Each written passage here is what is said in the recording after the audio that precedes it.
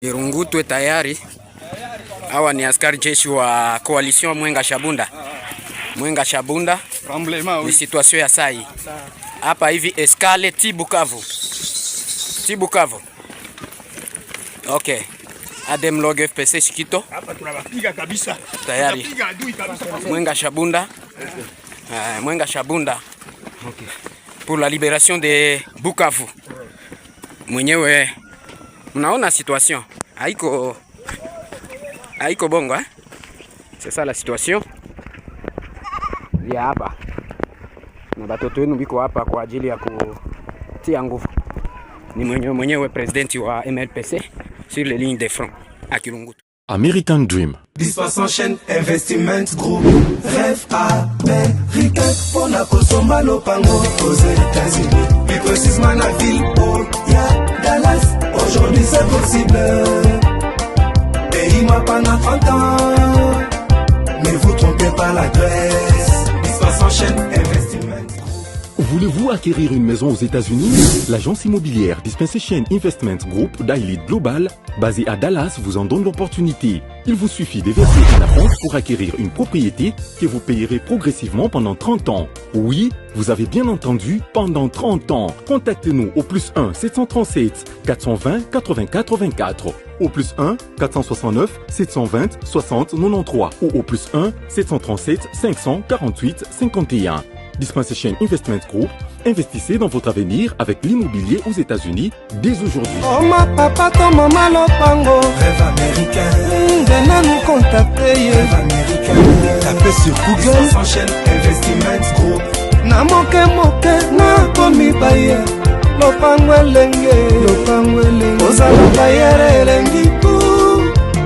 Héritage à banne. Rêve américain. On a consommé lopango aux États-Unis. Plus précisément la ville où il y a Dallas. Aujourd'hui c'est possible. Pays moi pendant 30 ans. Ne vous trompez pas l'adresse. 60 chaîne Investment. Otaka Music Band International. La Belgique et la France attaquent le président Tshisekedi et Jean-Pierre Mbemba. Les États-Unis d'Amérique révèlent le scandale du siècle. 38 000 Rwandais aux États-Unis d'Amérique au nom des Congolais.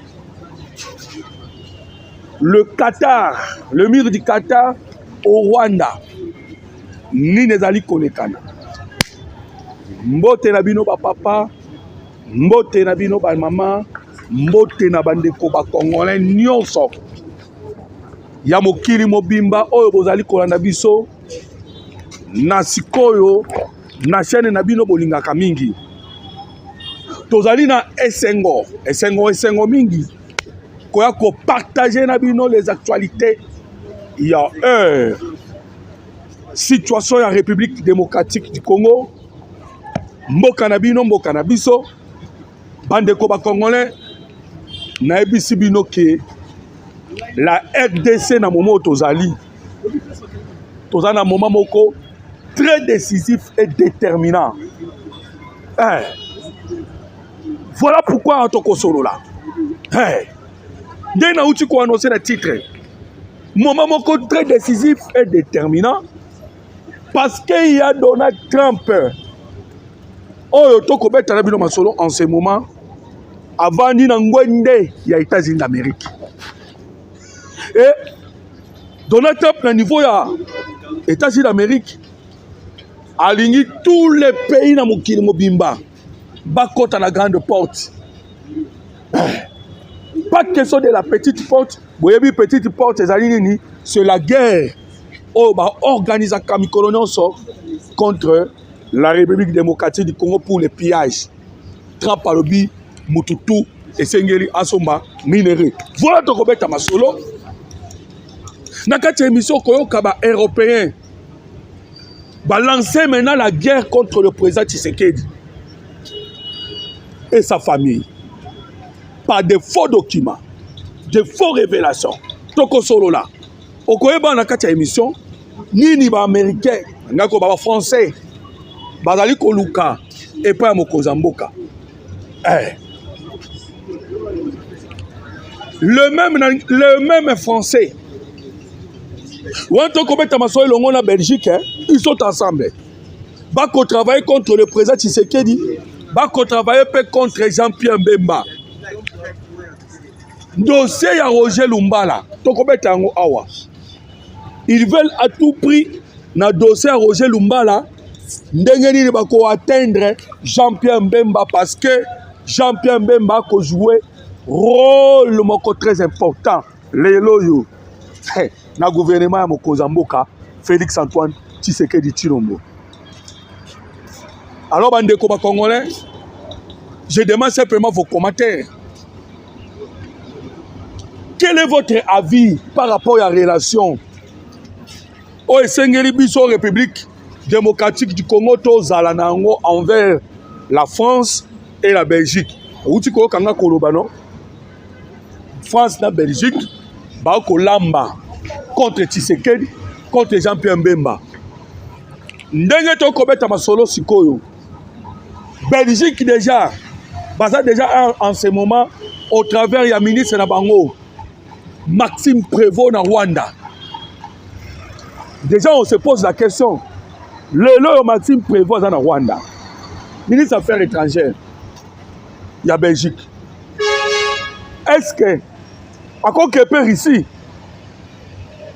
Parce que rôle oyo Rwanda ko jouer, et ça un rôle beaucoup ici pas ko jouer. L'agression.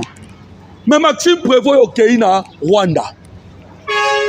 Donc nous attendons que Macron et les autres qui ne paient na manifestation to événement moko munene na niveau ya Russie. Alors bande ko ba congolais. Disons-nous en face que il faut au kataba relation na France na Belgique. On gagne quoi bande ko ba congolais?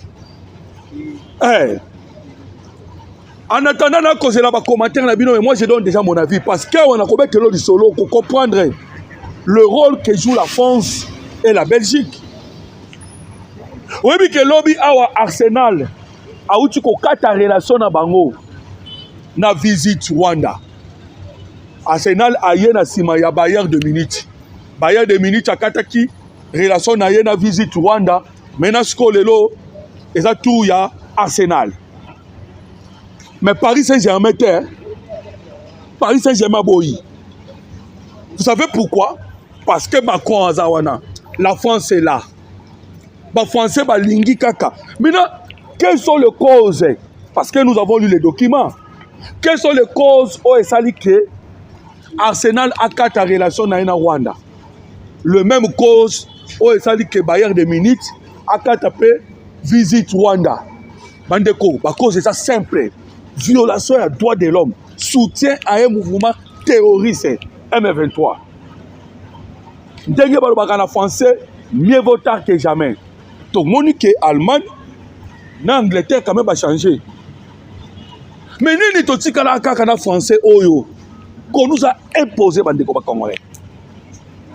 Nini esali que totikala na ba belge. Les gens qui nous aiment pas.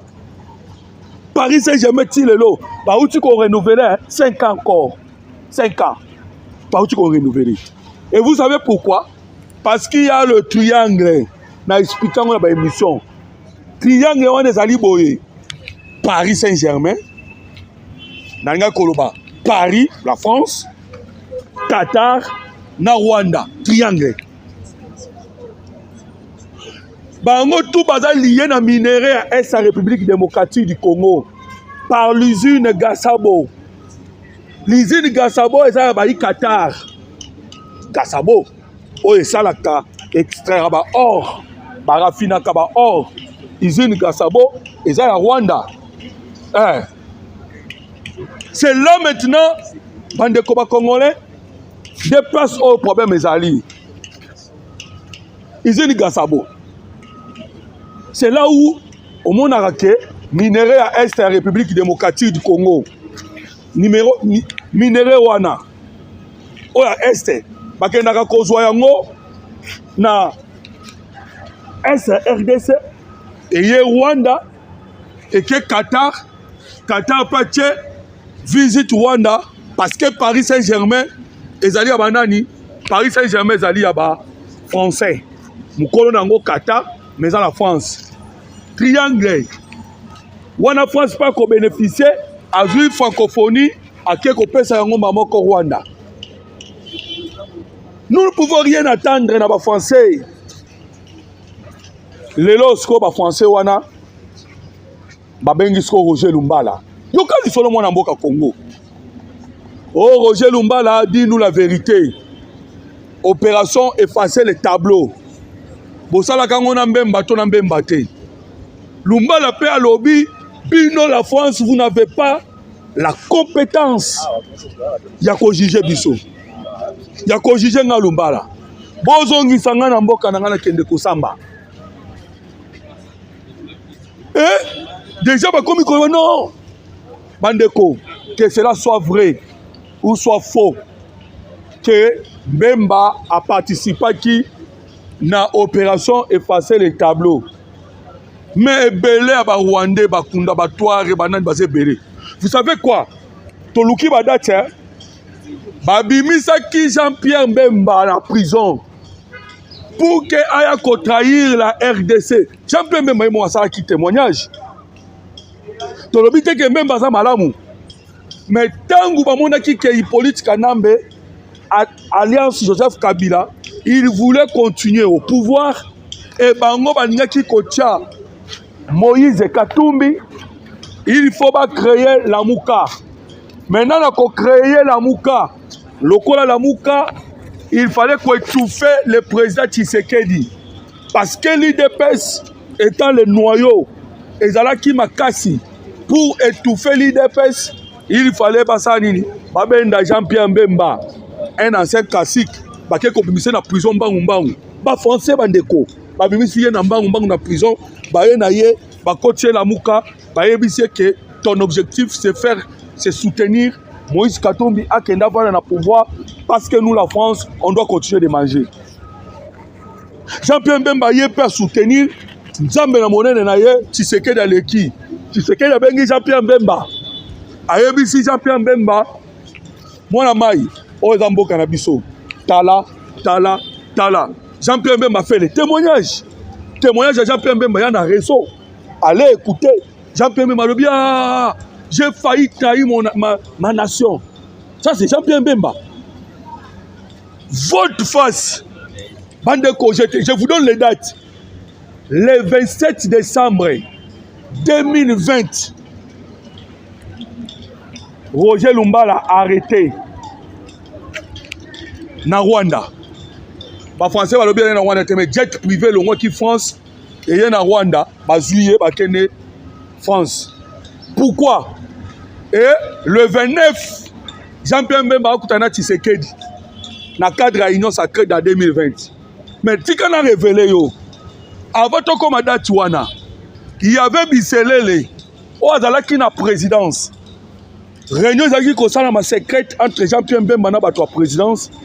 Lui Biselele a na compte na coin mire avec son téléphone a vu photo rou na Rwanda. Photo comme na Rwanda. Ndenge moko tango wana bozaki koyoka événement tout bozaki koleka na présidence ezaki koma na Rwanda. Un jour le président burundais ayaki na 0 vitesse tina cité de l'OIA kokutana mokonza mboka Rwanda mbala moko ayokaki et en retour il y a président Ndayishimiye Paul Kagame azobenga ye alors Ndayishimiye outi Kinshasa mais faites attention je sais déjà et loko olingo mekana ekosimba te bandeko et umela kite Paul Kagame a voulu déstabiliser Burundi. Ndo mona ki unité spéciale ya biso congolais et keneki na Burundi. Biso nde bato liboso ko renforcer Burundi avant que Burundi aya ko remplacer biso. Je suis en train de vous montrer ma manœuvre ma bien ba français. Comment na ngai na message. Président Tshisekedi toboma relation na France, toboma relation na Belgique, balamba balia. Tellement Comme ils ont constaté que Tshisekedi commençait déjà à collaborer avec Namboka Jean-Pierre Mbemba, voilà pourquoi Bakei Babia Moutoyo Tobenda Lumbala parce que Lumbala était son allié. Lumbala Daki Mukolo RCDN. Wana Mbemba za Mukolo MLC. Voilà maintenant le quoi va mener toutes les opérations soutenues par l'Ouganda et Museveni. Et maintenant la France a des intérêts maintenant à Ouganda. Lumbala aussi a des secrets. Comme la France a des intérêts à Ouganda, pourquoi? Parce que Ouganda a exploité notre or et notre gaz. Il y a là Albert. Il faut maintenant que l'on va en Mboka Nyonso. Thomas Lubangate, lui aussi soutenu par l'Ouganda. Tshisekedi Abenga qui est. Omoni Mbusa Nyamusite, lui aussi soutenu par l'Ouganda. Tshisekedi Abenga qui est. Mais les deux traîtres n'ont pas Kimi. Mbusa Nyamusi, Thomas Lubanga. Roger Lumbala, celui-ci, c'est un Kassaïen. Il était à un moment proche de Etienne Tshisekedi. Bandeko, la France joue un mauvais jeu. Mauvais jeu. Tout le banane nous siko makamboba M23 basala kilobi. Par rapport au Kana, vous avez pas français. Lobby bandeko ba Congolais M23 ba tenir conférence de presse. Mais conférence de presse va tenir makambo ba lobby. Vous comprenez quand na simana France azali. Kagame ayaki pour accorder le président Tshisekedi. Oh cher président, nous allons ouvrir l'aéroport de Goma pour que permettre des actions humanitaires. Nous avons récolté 1,5 milliard et Kendekuna. Nzokande Macron. Bandeko, nana kamwaka. Bon, on a dit que le président Tshisekedi est moko asalaka oyo tolobaka na français à malin demi. Je crois que le président Tshisekedi a yebi. Mutu lokola Macron oyo akendaki na epa Biden azwi minduki. Baina ona Pologne allez au soutien na boka ba M23. Bandeko. Et on a tweet moko simbisa Macron touche. Ngana nango. Na souka na plein numéro, on a posé un tindelio. Macron a fait sa ordre na ba M23. Je vous dis de quitter. Je vous dis de faire ceci. Le patron de AFC M23 c'est Emmanuel Macron. Naba Qatar, Bango. Bango de ba patron. Il y a Otoko Benga M23 AFC. Alors Macron, tant qu'on a ouvert l'aéroport, ils ont qui pourra permettre Minduki et se camoufler dans Katia aide humanitaire. Je vous donne l'information que Boyebi Makambo et le Kanakana support op. Support op c'est l'opération militaire. Pardon, c'est l'opération humanitaire dans Koloba. Ils ont organisé en 1994 par les États-Unis d'Amérique et permettait qu'ils bangosko basunga Rwanda, Ouganda na Kenya basala l'invasion. Bayaka na simaya otobengi opération humanitaire. Donc Macron a préparé loko na ba M23. Mais tu sais que de contourner ngo. Alors bi toko fungola aéroport ya Goma, mais kuna na aéroport et ko za ba autorité congolais na MONUSCO. Mbaramoko les M23 va comme ce est troublé bango. Lobby va tenir conférence de presse pour que baba na komeka ko expliquer makambu ya oya dowa. Na sina ebisa ki na ba émission le kanaki ke boze la eloko te na dowa. Et le système à Paul Kagame a talk and fight. Et Tshisekedi pe a komi ko salango. Ndeko mo abenga nga ebisinga mais ndenge ni Tshisekedi pe a komi ko na Paul Kagame na nyonso. Na nyonso. Ye sozo le kana Kagame. Akolanda Kagame na nyonso me akoleka na Kagame. Système à talk and fight ko aneza ya wo solo la bokunda. Tellement de bêta qui les trois cibles on a bêta no li solo. Ba ezaki tellement likolo to petit ba missile solaire. Tous les systèmes de défense, il y a Rwanda, il y a M23, il y a AFC, on a détruit cela. Nous avons détruit le commandement de Bango, des officiers, des commandants. Cimetière Canon Betondi. Nous avons détruit, donc changer qui formule la Bitumba. Donc on dit qu'on bête à Sukoyo, bah site minier. Bandeko. Bah l'hélici, Ngonga et pas Macron. Cessez les faits, cessez les faits, cessez les faits. Dès pas va obtenir que cessez les faits. Et là, cessez les faits, Sukoyo, bah on dit qu'on renvitaille. Bah bêtise, oh bah lobby la conférence de presse. Bah bêtise, oh bah lobby bandeko congolais. Je vous dis que bah il faut rétablir l'autorité de l'État. Il faut qu'on neutralise Ouazalendo. On ne pas si Paul Kagame a commis. Oh, il faut neutraliser les Ouazalendo. Mais il faut neutraliser Touranare Roté. Redi Tabarate. Il faut neutraliser CRP à Thomas Lubangate. Touranare Oya Baminembo Kuna. Oya Banyamulenge. Na Redi Tabara. Wana Basimbate. Mais pas Simba Ouazalendo. Yo quand c'est batabon baza posa pe. Baza posa pete. Na utu ko ebisa ndeko moko ça n'engage que moi. Je vous dis bandeko, bino bola nanga partout. Ça n'engage que moi. Là bo chango na compte na ngai.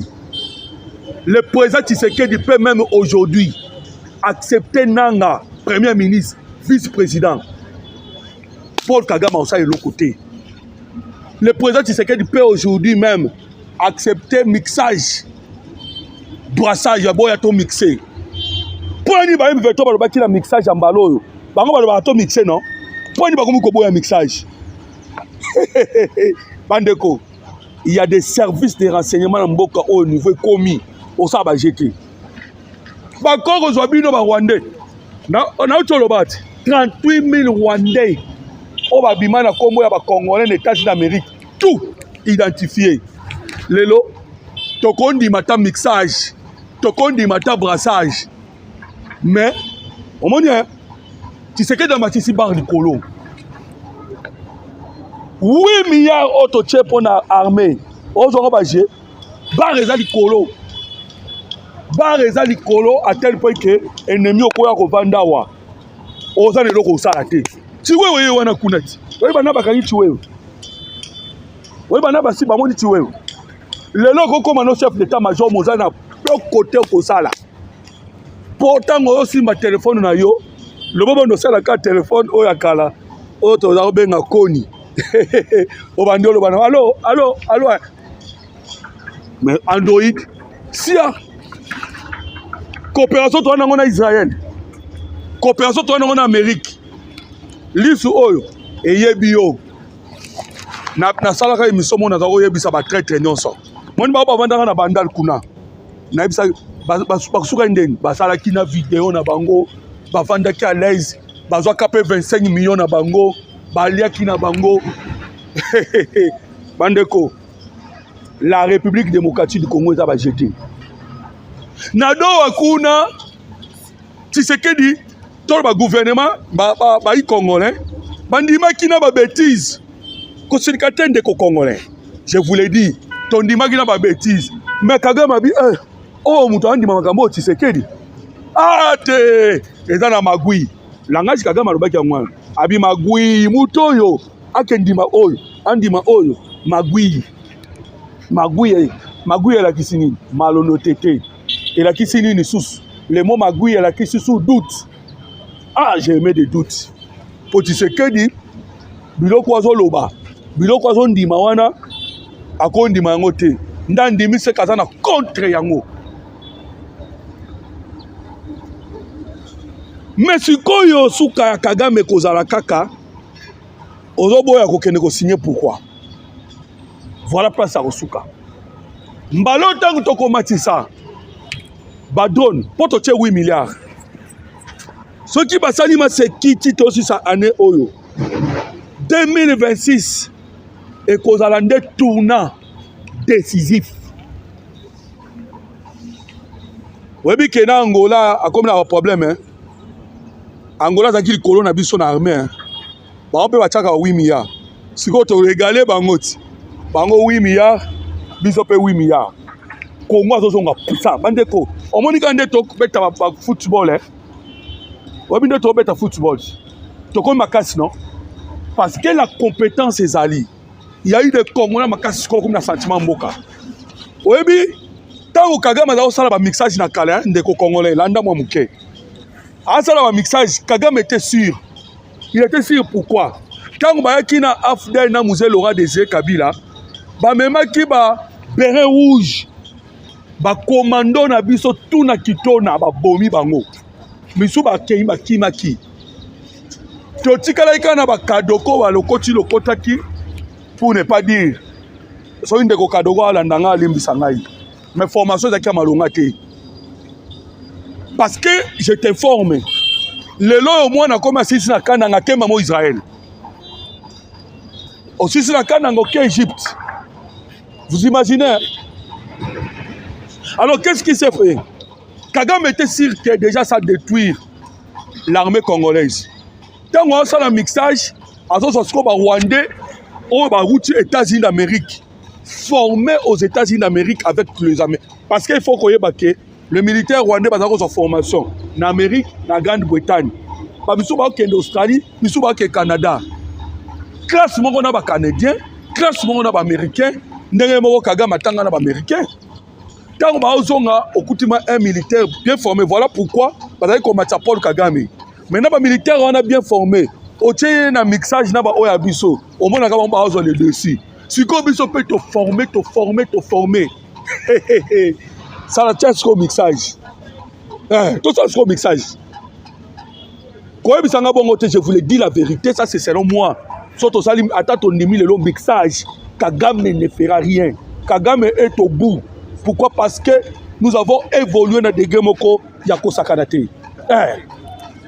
Voilà maintenant l'échec qu'il y a Paul Kagame. Je vous ai dit que Paul Kagame a échoué. Bango na ba Belgique na bango. Oh famille Tshisekedi, Bazui, Bambongo. Nyonso ba koloba kana ba conditionnel. Toyebi ba jewana. Heureusement bandeko. Oko partager mission na ngate. Oko ema ngote. Pobi kebiso tobomi RFI na France 24. Lelo yo RFI abeta masolo wana. Ba Congolais benga ba fanda ba yoka non. France 24 nga beta masolo ya o famille ya Tshisekedi, o Anthony, o nani. Mais nous sommes venus dans les médias pour défendre la République démocratique du Congo. Et lelo to bomi sko ba biloko na bangwana. To bomi ba RFI.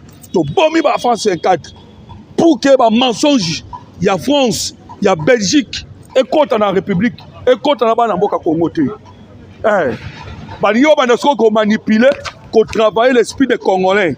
Oh faut ça la bino boy, oh boy, tout ça l'objectif ezalika ke ba luka ndenge nini ba ko me roleka susuté bande ko ba Congolais. Je vous l'ai dit. Sikoyo toi la conférence balobi que non. Nous voulons une gouvernance participative nationale. Moko na balobi. Donc c'est-à-dire bango balingi ba gouverner le monde biso. J'ai habité so bande ko ba comprendre. Vous comprenez pourquoi balobi yango que nous voulons une gouvernance participative. La gouvernance participative, au M23 AFC on dit, et la qui c'est que cause profonde de la guerre Yangwana. Soit vous acceptez de gouverner Nabino, c'est-à-dire le mixage et le brassage, ou soit on fait la guerre jusqu'au bout. C'est un langage qu'ils ont déjà exprimé. Au bataille ici déjà que le dialogue ne sert à rien. Parce que vous êtes un groupe terroriste condamné par l'Assemblée nationale aux représentations du peuple Mobimba. Vous êtes un groupe terroriste. Comment est-ce que vous allez gouverner et le gouvernement congolais? Alors, l'objectif n'est pas ça. L'objectif n'est pas ça que bandeli. On va bandeli dans la guerre. Il faut gérer le Congo ensemble avec Paul Kagame. Ça, c'est selon la France. c'est selon la Belgique, c'est selon le Qatar, c'est selon Mboka wana nyonso. Heureusement, Grande-Bretagne à comprendre, Canada à comprendre, États-Unis d'Amérique à comprendre que les Congolais sont balamuki. Mais les autres, à niveau wana, qu'est-ce qu'ils veulent? Ils veulent que ton gouverner et le monde mais ça ne passera pas. Et on les caté mon amour. Jamais. Et on les caté. Voilà maintenant là où le problème est allé. Gouvernance ensemble, ça ne passera pas. Alors, Malobana M23, c'est déjà une réponse, je vais te le dire. Oh, Bango Balobi déjà pour que tous nous comprenons que la paix n'est pas aussi matée. Même dans le Congo, je vous avais dit dans le début de l'émission, les États-Unis d'Amérique, ils ont dit qu'on continue à pindola Mississa, il y a Rwanda. Pour que il faut attaquer le racine il faut attaquer les racines de l'arbre. Et cela vous permettra maintenant de déraciner cet arbre. L'arbre que je suis en train de parler, c'est Paul Kagame. Et bande quoi congolais, Paul Kagame. Asalaki jemo ko longona Hippolyte Kanambe. Nandenge nini. La plupart des réfugiés politiques, des exilés politiques, au les États-Unis d'Amérique, c'était des Rwandais, qui s'identifiaient au corps des Congolais. Et les États-Unis d'Amérique, dans le cadre de renseignement, ils ont compris qu'aux États-Unis d'Amérique, il y a beaucoup de Rwandais qui se sont identifiés comme Congolais. Congolais à Wapi, il y a Moulenge. Congolais à Wapi, il y a Massissi. Voilà ce qu'ils ont fait. 38 000. Voilà pourquoi Donald Trump, avant de na pouvoir, alors c'est inacceptable. Ce qui est un réfugié politique aux États-Unis d'Amérique, il te dira que why do you come? La réponse Congo. Congo, ça c'est Donald Trump. Donald Trump vient de prendre la décision. 38 000. On a surtout s'identifier comme Congolais, mais qui sont Rwandais. Bako repulser Bango. Ils vont encore retourner. Et vous savez, ces gens-là, l'objectif est aller aux États-Unis d'Amérique pour que Bazouaka Mbongo, étant à Bazul, Bazou Mbongo, Batine la Casco, mouvement terroriste na Bango, M23, AFC et autres, on a surtout créé pendant les 30 ans. Ils allaient financer par Kenda na Poto, Amérique, par-ci par-là. Si aujourd'hui les États-Unis d'Amérique révèlent le nombre on est à 38 000, que serait-il pour la France, la Belgique et toutes les autres nations? Alors vous comprenez que Baza tellement ébélé, au Bazali n'a objectif Kakamoko wana na Uchikoluba. Baza ébélé. Na bamboka ébélé na mukili. Oh Bazali ko ba travailler kaka na biti ya nini? Na biti ya kokosa oyana sima ke toza ba Congolais. OK, vous êtes des Rwandais, boza kuna pona koluka kosa nini? Otindika kambongo. Alors ndeko Congolais, je vous dirai le nom, il y a un ONG, soi-disant. Peace Mao. On va soutenir toi en arrière. Peace Mao wana. Alors, on comprend que il y a des gens qui travaillent dans l'objectif de détruire la République démocratique du Congo. Alors, continuez coronavirus pour na koyoka ba analyse, ba information, ya makambo etali la République démocratique du Congo. Numéro de la téléphone c'est le plus 243 89 40 330 80. Plus 243 89 40 330 80. Je dis et je vous remercie. Que Dieu vous bénisse.